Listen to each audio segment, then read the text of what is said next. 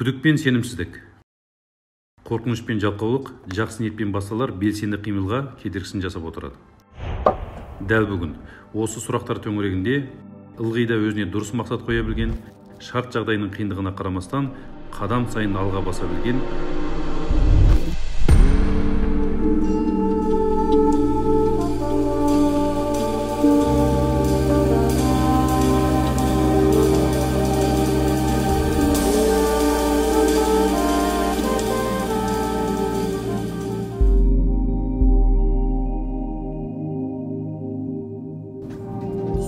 барған себебім жүйе үшін бардым.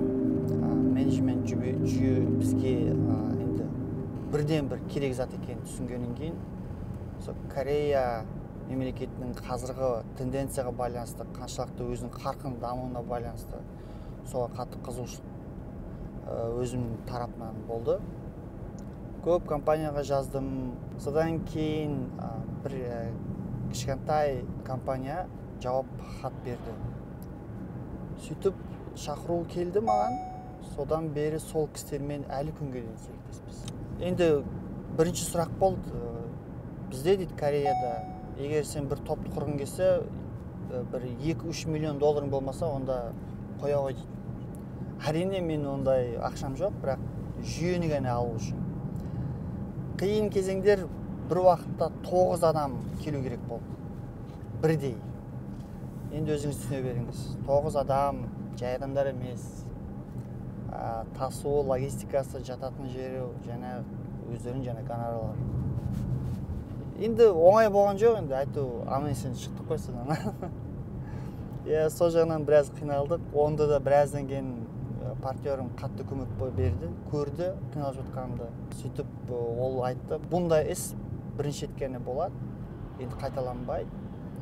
Сөйтіп тек қана өзі кеп тұрды, 1-2 адаммен ғана кеп тұрды. Негізінде көп адамгершілік жақтар бұл жерде шешті. Қазір күнге дейін жанұямызбен хабарласамыз, сол кісілермен. Сондай. Ерболат Беделхан мырзаның жаңа жобасы 91 тобы өмірге келгеннен бастап тыңдарман ретінде дамушылықтарына куә болдым. Қиыннан қиыстырып, машақаттардан сүрінбей өтетіне тәнті болдым. Сол себепті Ерболатпен кездесіп әңгімелесу, сонымен қатар жетістіктерінің негізгі кілтін ашып көрсетуді өзім үшін тапсырма етіп алдым.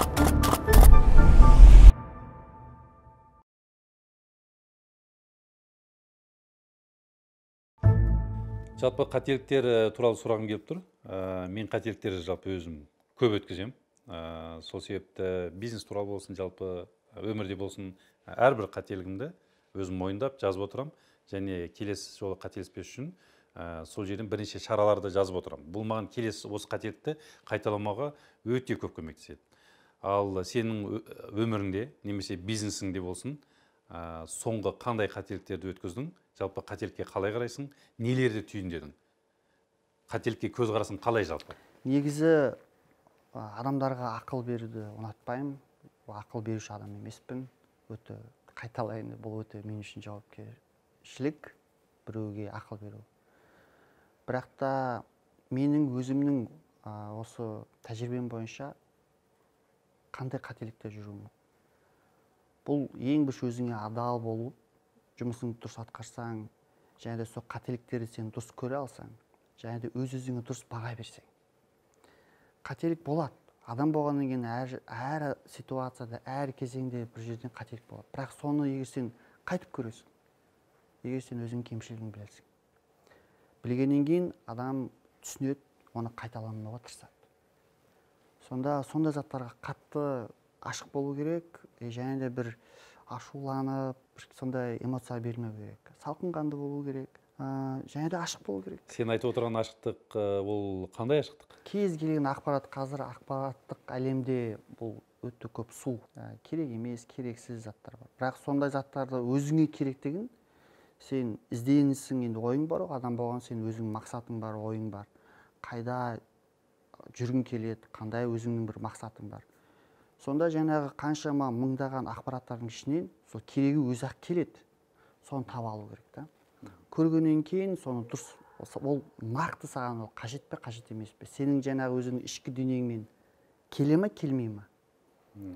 Сондықтан да сен өзіңді бірінші жақсы зерттеуің керексің.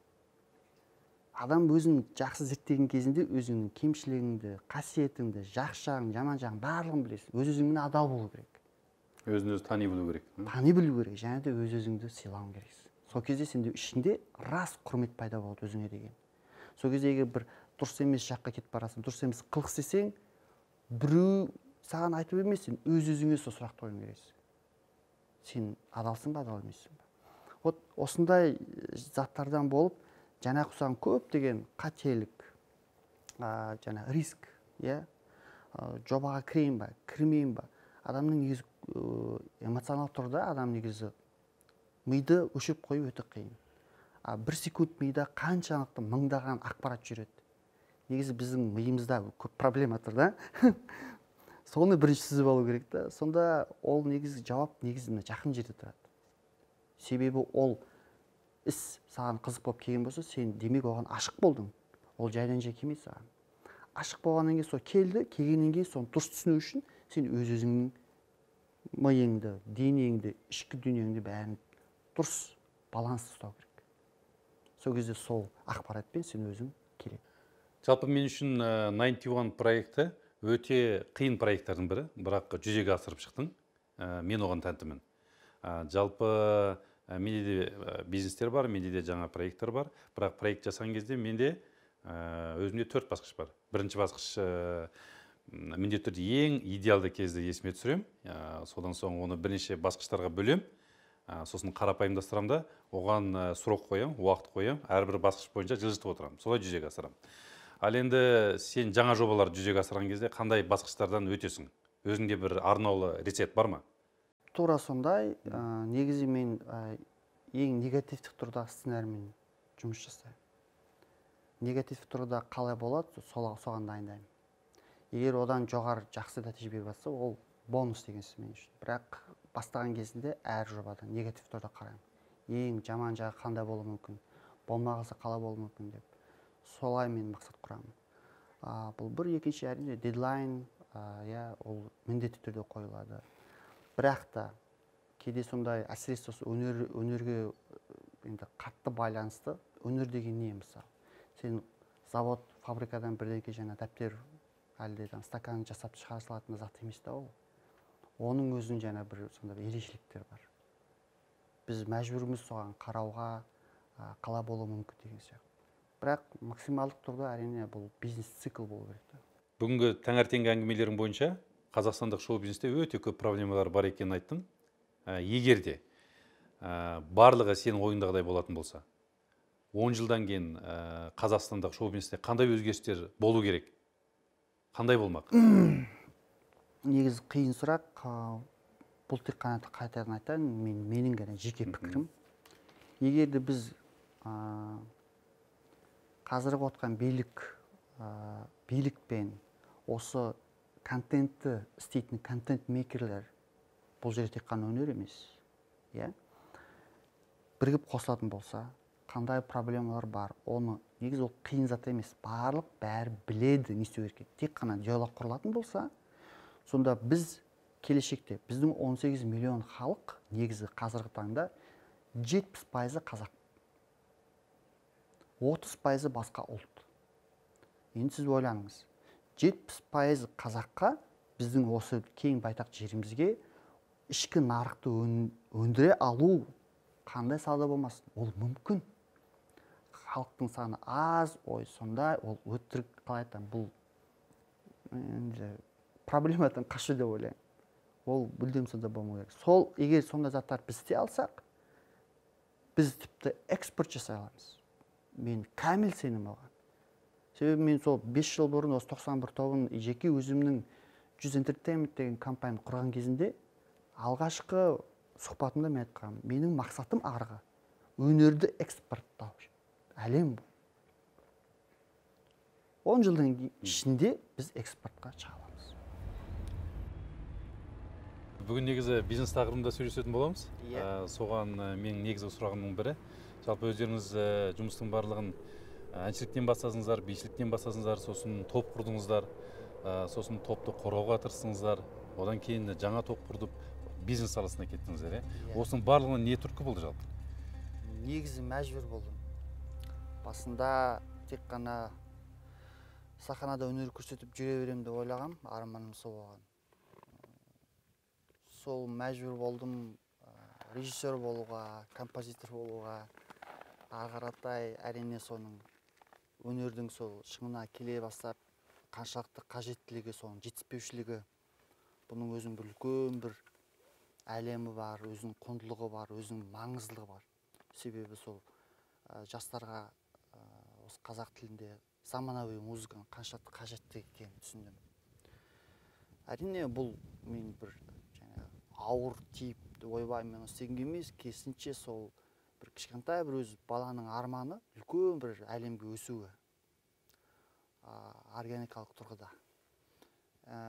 Иә, сол бір үлкен бір түрткі болды. Әрине сенің жаңағы мысалы сүйіп тыңдайтын әншілерің бар, музыканттарың бар. Содан кейін соң артында тұрған адамдар зерттей бастады. Продюсерлер кім оның өмірбаяны қандай, ол нені өзгертті нарықта, әлем бойынша нарықта. Сол осы тұтас бір шоу-бизнестің мысалы ішінің барлығын қотарып шықтым деп айтуға болады. Сондай заттар үлкен адамға жаңағы бір түрткі береді да, алға жүру мәселесі. Ертең сен осы білімді өзіңнің еліңде бөлісу, үйрету ертең, сол бұл нарықты құру мәселесі. Нарықтың, шоу-бизнестің нарықтың бізде әлі аяғынан тұрмаған өкінішті. Бірақ ақырын айту, өзіңнің салаңда өзің маман болғаннан кейін, өзің туыңды өзің көтерсең егер, өзімді қалайтын бір арманым, әр сала Қазақстанда сондай бизнес жағынан болсын, өнер жағынан болсын, ол маңызсыз. Әрқайсымыз өзіміздің туымызды өзіміз дұрыс көтерсек, ол нақты мықты ел боламыз. Жаңа ылғида жағдай мәжбүрлеп тұрды алға басуға деп айттыңыз. Егер сол жағдайда жақсы продюсерлік орталық болатын болса, сіздер сияқты қазіргі деңгейдегі, онда сол әншілік, бишілікпен қалар ма едіңіздер? Иә, негізі мен жақсы әртіс шығушы еді. Ол өз өнерін шыңдаушы едім. Ол түсінікті. Қалай айтам? Қабылдаймын. Тағдырды қабылдаймын. Өкініш жоқ. Ешқандай өкініш жоқ. Жақсы, рахмет.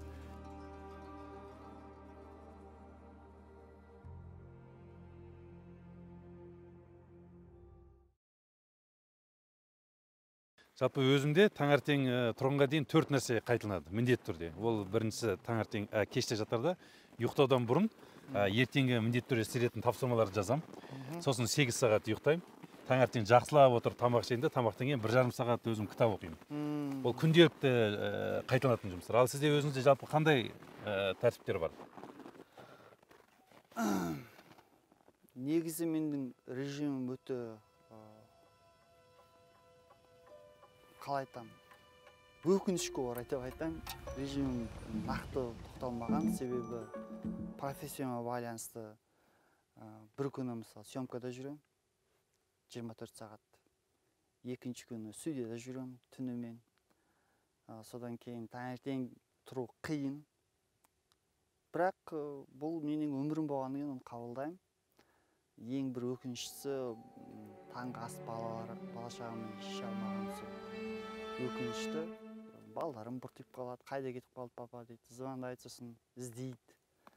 Иә, оның өзі енді өмір. Бірақ бастысы айту бір затта мен үшін өзім.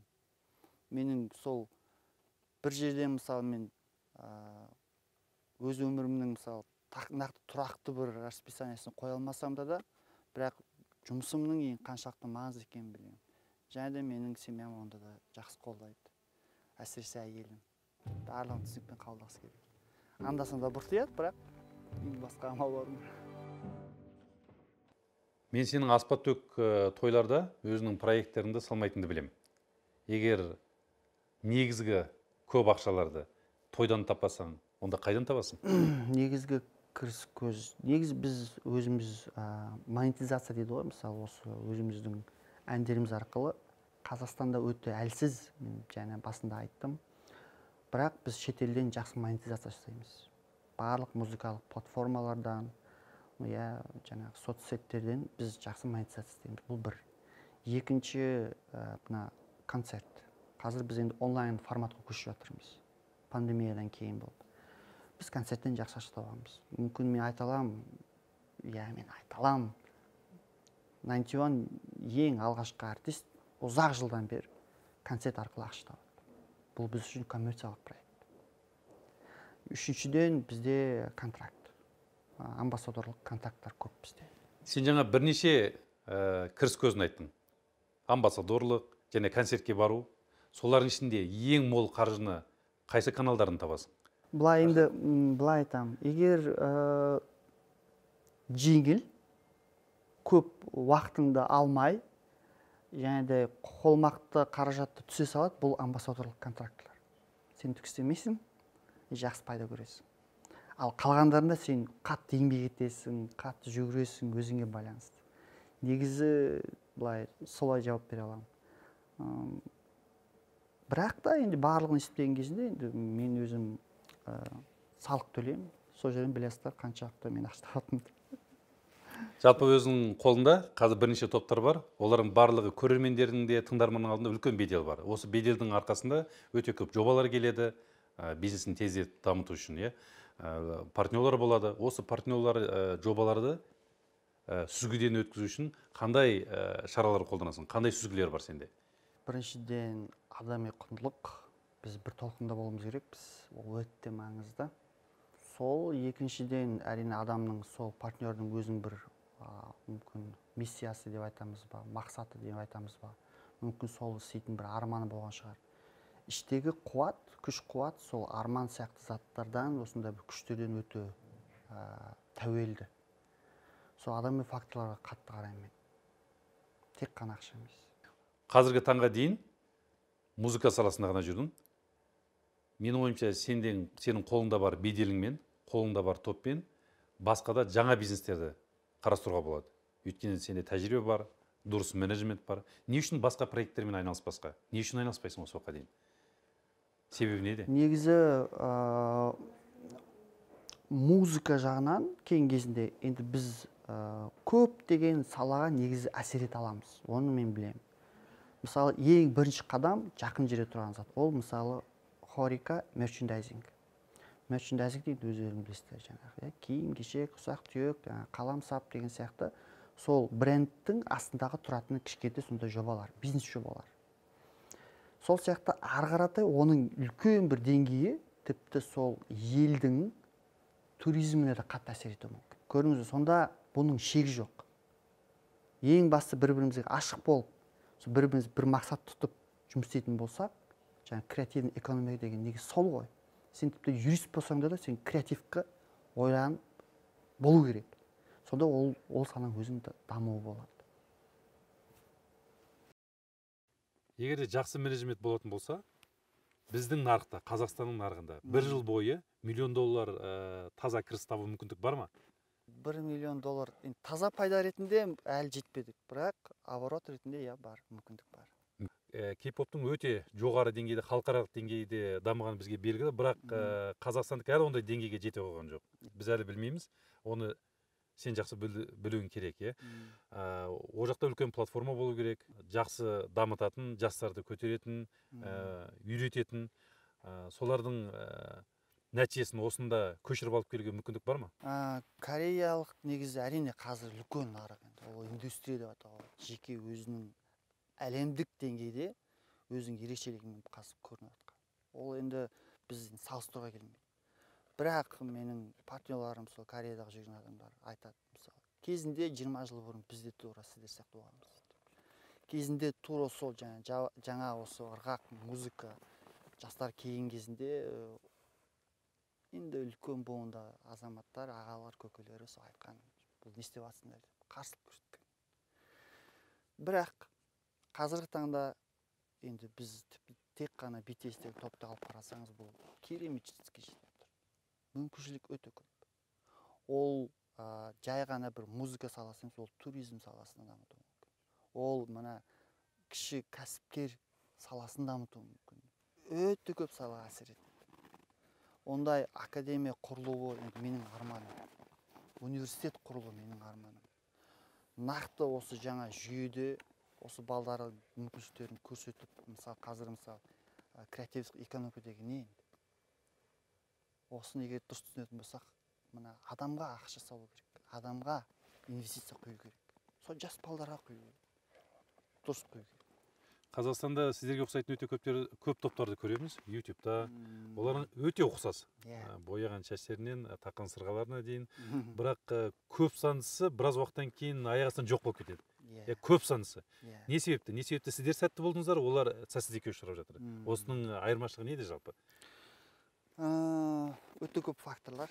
Негізі бірінші фактор ол әрине бұл еркіндік қой. Біз еркіндікті бергеннен кейін өте көп адамдар сол арманы болды, сол шығайық, өнерімізбен бөлсек деп. Бірақ бұл жаңағы хобби ретінде кетіп қалды. Дайын емес болды олар. Оның нақты терең зерттеу керек болатын, оған дайын болу керек. Оның ішкі ар жағында тек қана сахнаның үстіндегі зат емес, сахнаның арт жағындағы заттардың маңыздылығын олар түсінбеді. Содан болып өте көптеген топтар, продюсерменде де болған, продюсерде топтар шықты да, бәсекелестік болмады, ары қаратай өсу болмады. Сонымен өкінішке орай олар тарап кетіп жатты. Бірақ жақсы жақтары да бар. Содан нақты іріктеліп шыққан адамдар қалды қазіргі таңға дейін. Және де олар ақырын болса да өсуде.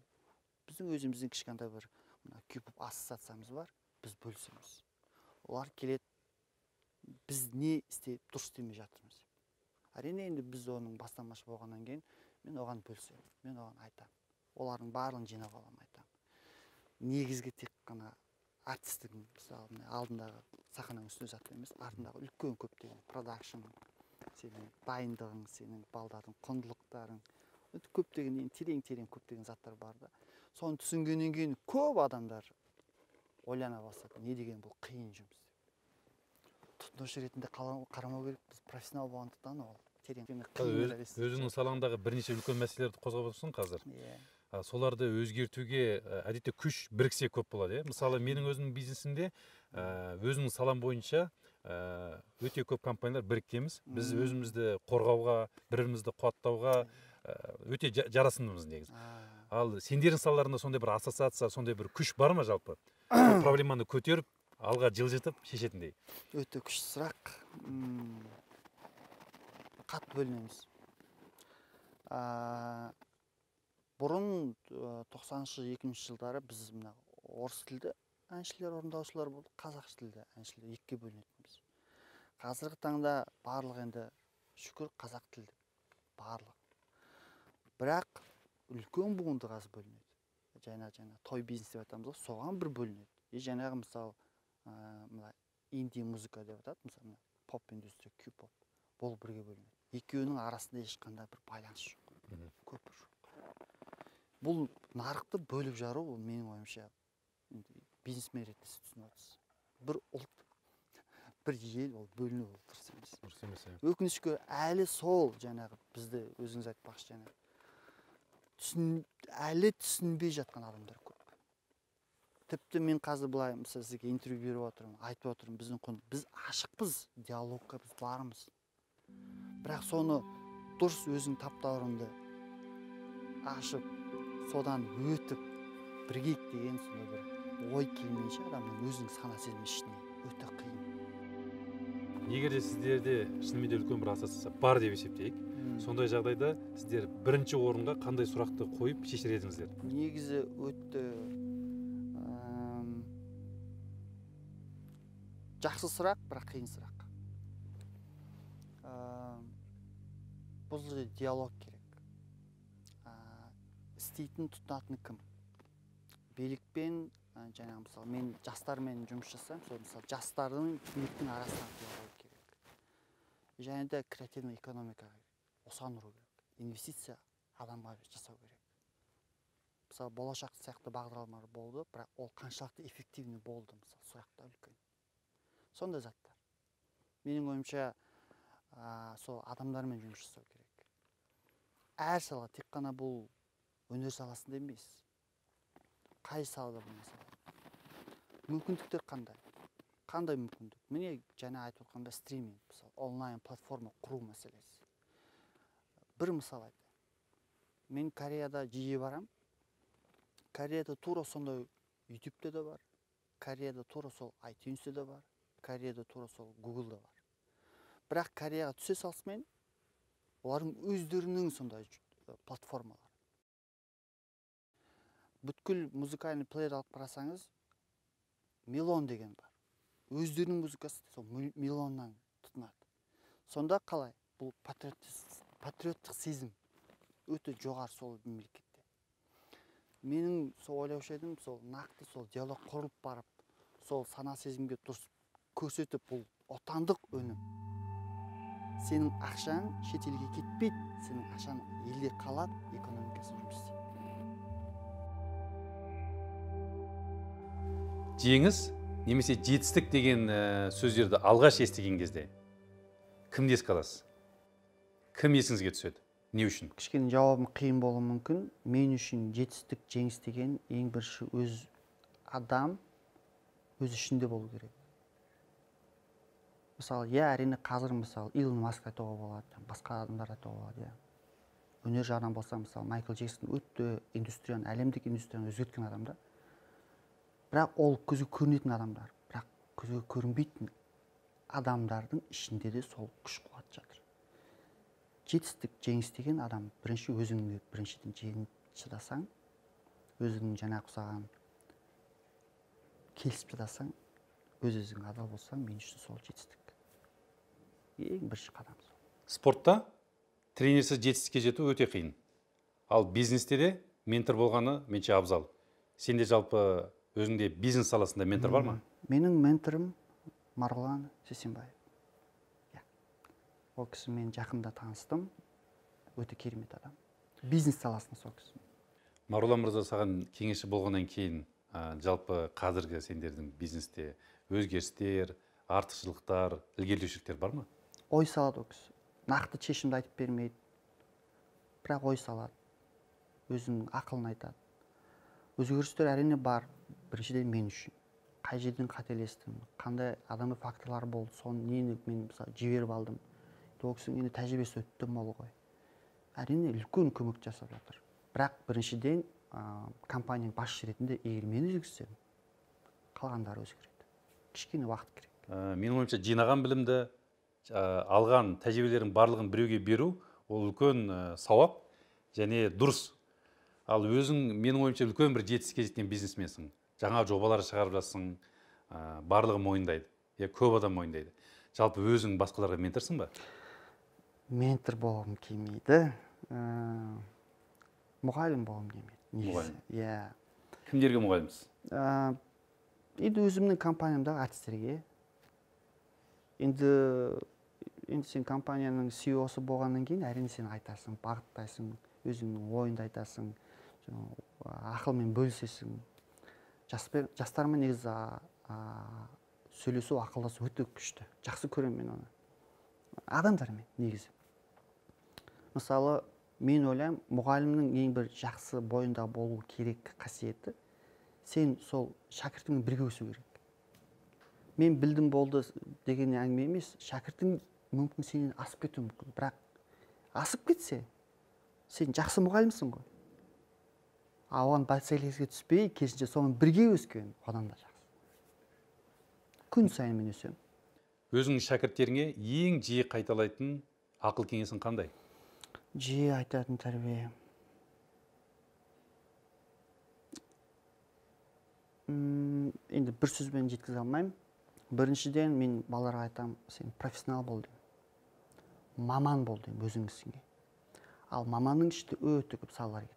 Өз-өзіңмен тең-бе-тең болу, өзіңнің кемшіліктерін көре білу, біреудің жаңа ала жібін атта кетпеу.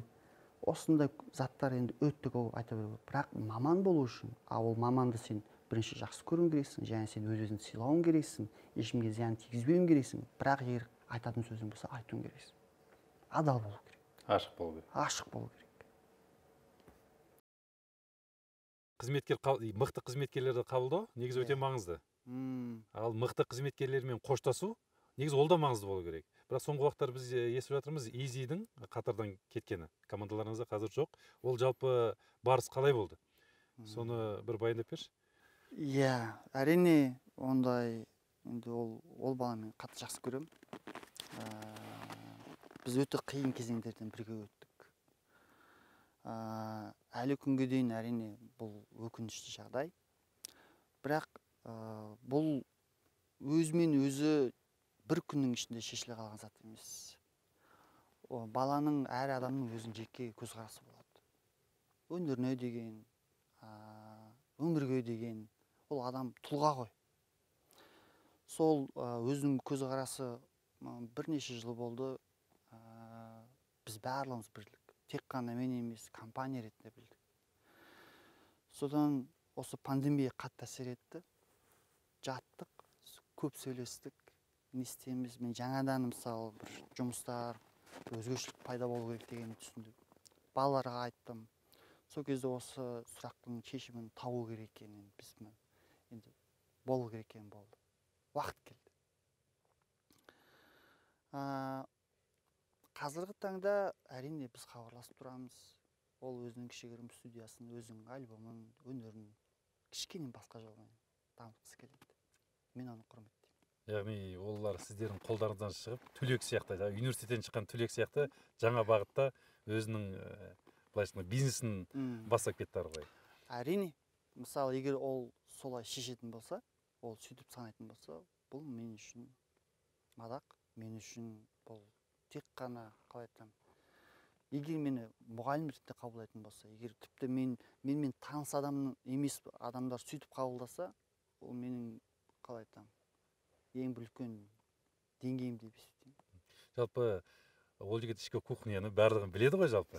Ал енді өздерінің бизнестеріне қарама-қарсы тікелей бәсекелес болып қалу мүмкіншілігі қалай жалпы?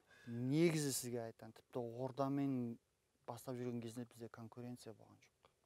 Қазіргі таңда мына кей-поп бағытта қарайтын болсаңыз, конкуренция өте аз.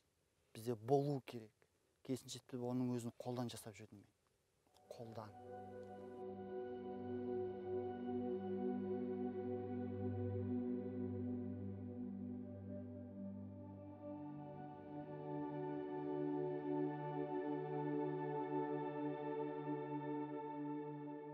Сенің әке-шешеңнің дәстүрлі әнші екенін білеміз. Ол салада ұзақ уақыт еңбек сіңірген кісілер. Мүмкін соның арқасында шығар, сол кісінің еңбектерінің оң нәтижесі шығар. Қазіргі сенің қолындағы топтардың барлығы халықаралық жоғары деңгейде ән салып жүрсе де, үлкен сахнада жүрсе де, бірақ қазақша айтады. Оған қараған жастардың барлығы қазақша сөйлеуді, қазақ болудың, ол да бір мәдениет екенін аңғарды. Не үшін тек қана қазақша айтасыңдар? Мүмкін Қытай тілінде айтсаңдар, ағылшын тілінде, мүмкін орыс тілінде айтсаңдар, тіпті де кіріс көздерің көбейіп, тапқан қаржыларың мол болатын шығар. Не үшін жалпы? Негізі өнер шектеусіз да. Негізі біз көп затқа ашықпыз. Ой, мына болмайды деп кесілді, үзілді деген ешқашан мен соны бір нүкте қоюға мен қарсымын. Себебі өте өмір алмалы кезең. Бірақ біз осы қазақ тіліндегі заманауи контенттің қаншалықты сұранысы бар екен біліп отыр, соны істедік. Істегеннен кейін сол жастардан алған фидбагіміз қайтарып алған жаңағы олардың сұраныстары. Соңында ерекше болды. Тіпті мемлекеттің тұрғыда біз қазақ тілін насихаттаушы құралға айналып кеттік. 91 жаңа кей-поперлар. Мен оны күттім ба? Жоқ, мен мемлекет емеспін. Мен жай бизнесменмін, әншімін, продюсермін. Бірақ сондай жауапкершілікті халық, сол жастар бізге бергеннен кейін, әрине белгілі деңгейде сен сол құрылған имиджі, сол сұранысқа сен дереу қазып қоя салып, басқа қытайша өлең айтып кету, кәрше өлең айтып кету кішкене қиындау. Себебі ар жақ бер жағын қарайсың, продюсер ретінде мен оны қараймын. Келешекте біз ішкі нарықты құрып болғаннан кейін, мысалы, қазірдің өзінде көптеген біздің бауырларымыз, мысалы, Ресей мемлекетінде жақсы өнер көрсетіп жүр. Бірақ орыс тілде. Әр нарық өз түстікті кіргізсе, ол өз тілінде айтқызу керек. Енді бұл енді әр мемлекеттің ішкі құндылығы шығар енді. Сондықтан да, я, ол белгілі, кіруге болады. Мүмкіндікті де істеуге болады. Бірақ қазіргі таңда нақ мен айта алмаймын, үзілді кесілді біз жан жақтылы ағылшынша айтып кетеміз, ертең орысша айтып кетеміз. Жоқ, бұның өзі жаңағы маркетингдік жүйе құру керек. Бірден бір мысалы біз егер бір орыс синглды шығаратын болсақ, ол Қазақстан ішкі нарығына емес, шетел нарығына шығару керек. Тура сол әннің қазақша версиясын Қазақстанға береміз. Сонда біз екі жаққа бөлуге болады. Ол ойда бар, ол негізі істеу оңай. Бірақ сол жаңағы құрылған, берілген жаңағы бізге деген жаңағы қалай айтам, ойдағы жоқ жаңағы жүкті, себебі тілді тасушы біз болып кеттік та. Жастардың қараса, сол жүкті біз дұрыс ала жүруіміз керекпіз. Бұның өзі негізінде жүк дегенде енді дұрыс түсініңіздер. Бұл мен үшін енді қалай айтам, жауапкершілік. Мен одан қашпаймын.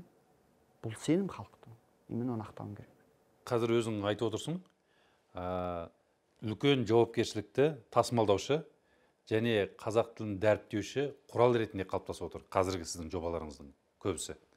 Ал енді қазіргі қазақтардың гендерлік немесе дәстүрлік дұрыс ғұрып әдеттерін, мәдениетін және қандай да басқа әдістері бар ма болашақ ұрпаққа немесе жастарға жеткізу? Негізінде өте қарапайым бұл, оңай зат. Әр кезеңде өздеріңіз білесіздер. Мысалы, мен енді 40-та адаммын, менде 4 балам бар. Менің әке-шешем, оның әке-шешелері. Бұл жаңағы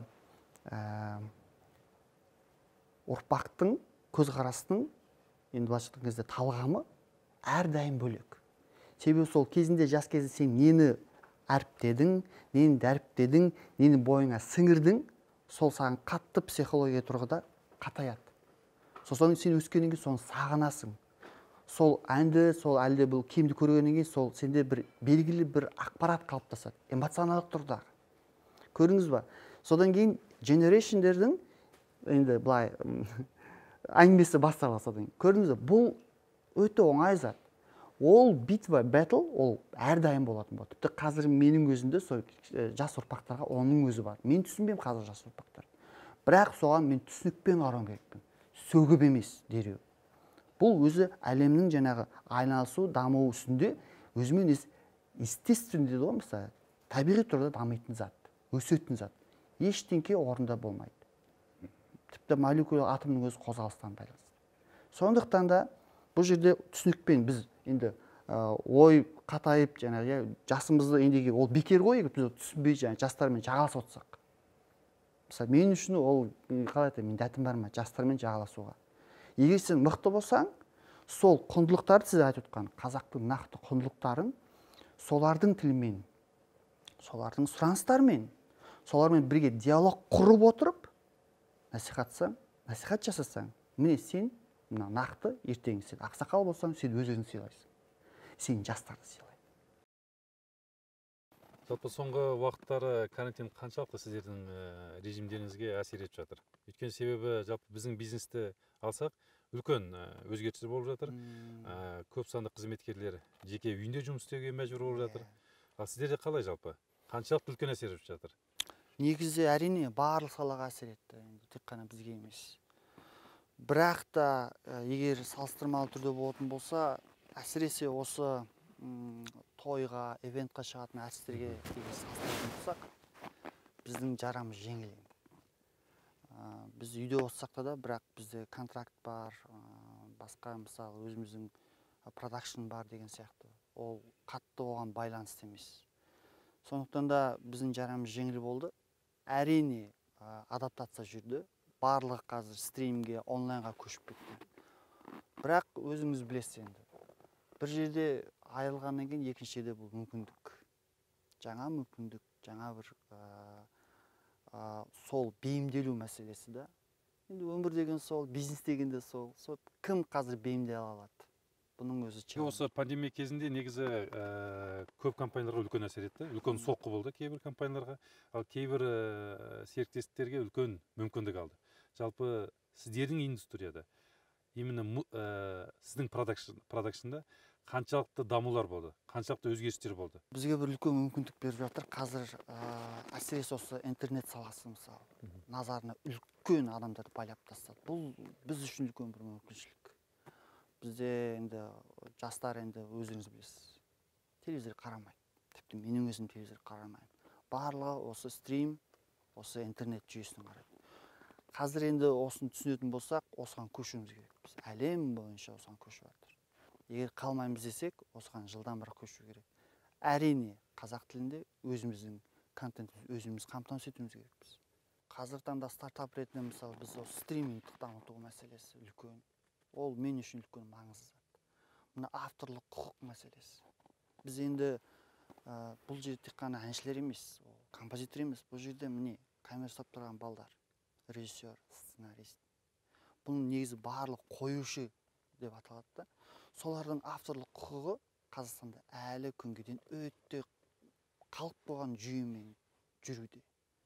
Сонда мына авторлық құқық бұл нақты мына патент мәселесі. Екінші, платформалар керек бізге. Тек қана мемлекеттік көзқараста емес, жеке меншік платформалар керек. Оның арасында бәсекелестік керек. Оның ішінде Қазақстанда ұлттық бір идентификация да бар. Сол керек. Ол біз кімбіз қазір? Қандай бір туды көтеріп біз не ұстамыз? Енді ой көп негізі айта берсем, бұның өзі кішкене жаңа нарық туралы, жаңа платформа туралы әңгіме болып жатыр. Жалпы пандемия кезінде тұрақты бар бизнесті сақтап қалудың өзі үлкен әңгіме. Ал жаңа нарық құру, жаңа платформа жасау, ол қаншалықты қиын болады? Қаншалықты мүмкін жалпы? Негізі кеңес ақыл бергенді мен жек көремін өзім. Адам бұл жауапкершілік. Бір адамдарға мотивация беріп, сенің қолынан келеді деген затты мен өзім адами тұрғыда онда жауапкершілікті алғым келмейді негізі. Айтарым бір жеке пікірім, адал болу керек. Және сенің өзің ішінде бір құндылықтарың болу керек. Егер сол бір бағытыңнан сен адал болып сол жұмысыңды атқарсаң, ішкі дүниең сенің түзу болады. Ал сенің ішкі дүниең түзу болса, айтты тағдыр, өмір қалай оны білмеймін, қалай басқа айтуға болады. Сонда адамдар саған керек, жаның әлі жиналады. Өзімен өзі біте береді. Құдайдың ісі ма, білмеймін. Сондықтан да ең бастысы сол.